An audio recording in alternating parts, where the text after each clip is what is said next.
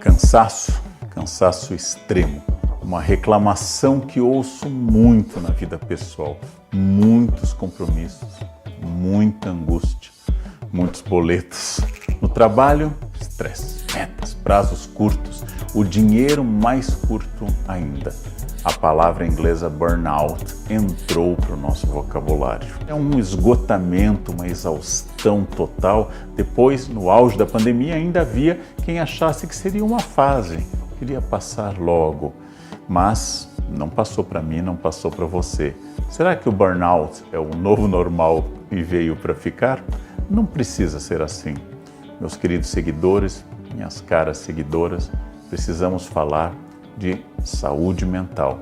Está longe de ser um problema simples, tem impacto na sociedade, na economia e, claro, na nossa vida. E as pessoas que nós amamos também são atingidas. Prazer carnal.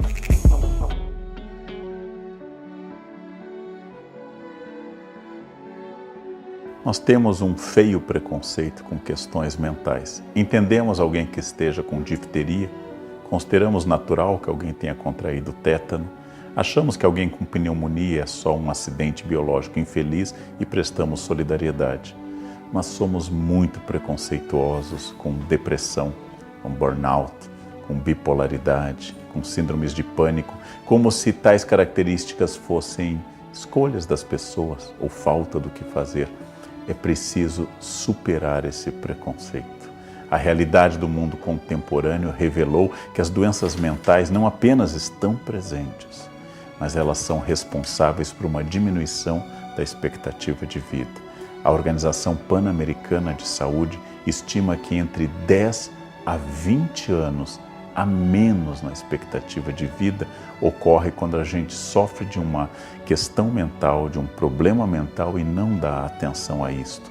Este processo de adoecimento coletivo mental está diminuindo a produtividade, a estabilidade das pessoas e, inclusive, antecipando o momento do fim da vida. Muita gente imaginou que durante a pandemia algumas pessoas fizeram home office, não precisando mais pegar carro, não saindo mais de casa, pessoas que podiam ficar em casa e fazer seu trabalho remotamente, que ingressariam numa era de tranquilidade psíquica, trabalhando da sua casa, inseridos em um mundo novo, onde você não precisaria mais enfrentar os desafios do trânsito e do mundo para chegar ao trabalho. Curiosamente, os dados indicam que o problema da saúde mental aumentou durante a pandemia. Nós tivemos crescimento de uma angústia quase coletiva em função de expectativas como doença, morte ou crise econômica, ou de exposição sistemática e pouco preparada a um ambiente familiar que deveria combinar escola, trabalho e mais sociabilidade familiar direta. Os dados indicam que houve um crescimento no número de problemas mentais e as mulheres são as principais vítimas desse crescimento. Ou seja, houve uma piora da saúde mental durante a pandemia e as pessoas estimam que quase todo mundo piorou sua estabilidade psíquica durante essa experiência de pandemia. Durante a pandemia, nós vimos uma verdadeira epidemia de burnout, ou seja, muita gente em larga escala se sentindo esgotado, lançando mão de remédios ou mostrando sintomas claros de esgotamento absoluto. Nós imaginamos que com a diminuição da pandemia, avanço das vacinas, a volta a um mundo presencial, isso diminuiria. O que aconteceu? A epidemia de burnout virou uma endemia, que é quando nós falamos de uma doença que permanece de forma constante em uma população. Houve quase a normalização do excesso de trabalho. Nós passamos a conviver com esse tempo estendido de 24 horas em que eu sou acessado por as redes sociais, pelas formas de comunicação, pelo trabalho, como se eu estivesse trabalhando o dia inteiro. Até quando uma pessoa está no banheiro, ela está respondendo mensagens do seu chefe e dos seus colegas. Essa incapacidade de desligar tornou o burnout um companheiro cotidiano, alguém que vem para casa, vai para a cama e acompanha para o trabalho. Nós precisamos pensar muito sobre essa normalização do excesso, essa sociedade do cansaço de que nos fala o filósofo coreano alemão Byung-Chul Han, ou seja, como nós produzimos uma sociedade incapaz de dizer não, incapaz de parar, incapaz de relaxar, incapaz de simplesmente descansar. No mundo pós-pandemia, muitas pessoas decidiram rever suas prioridades, olhar mais para si. Trata-se de quase um privilégio daquelas pessoas que podem gerenciar sua carreira, gerenciar sua existência de uma forma um pouco mais autônoma. Mas isto revela também uma gama nova de exigências sobre a empresa. Ou seja, eu não quero apenas trabalhar para sobreviver, eu quero que minha empresa, por exemplo, estimule o pertencimento através de coisas positivas, que eu me sinta parte de uma equipe. Eu quero também que essa empresa debata a saúde mental, dê apoio às pessoas e trate do tema da estabilidade psíquica como um tema central no ambiente de trabalho. E por fim, que essa empresa tenha, comunique e torne todos imersos em uma ideia de propósito. Eu não vou apenas trabalhar porque eu preciso do dinheiro, mas tem que haver um propósito maior. As empresas estão sendo pressionadas para redefinirem o seu ambiente de trabalho, suas metas, a questão da saúde mental, propósito e pertencimento, para que não exista um abandono a partir de valores cada vez mais fortes. Não basta que me ofereçam um emprego.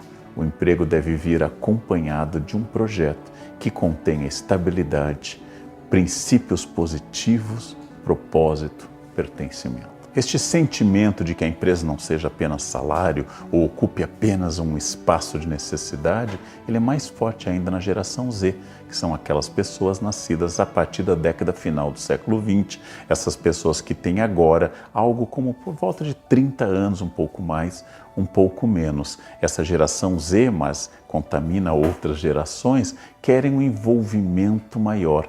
Muitos da geração Z praticaram o que nós chamamos de Great Resignation, ou seja, um abandono dos empregos porque não querem mais um lugar para ficar para sempre.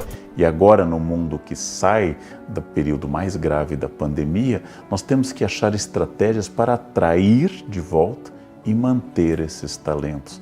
Trazer de volta para o ambiente corporativo pessoas que decidiram estar fora desse ambiente e manter essas pessoas em uma carreira que envolva uma questão pessoal. Definitivamente, apenas o salário pode atrair muita gente, mas não é suficiente para reter grandes talentos e pessoas criativas.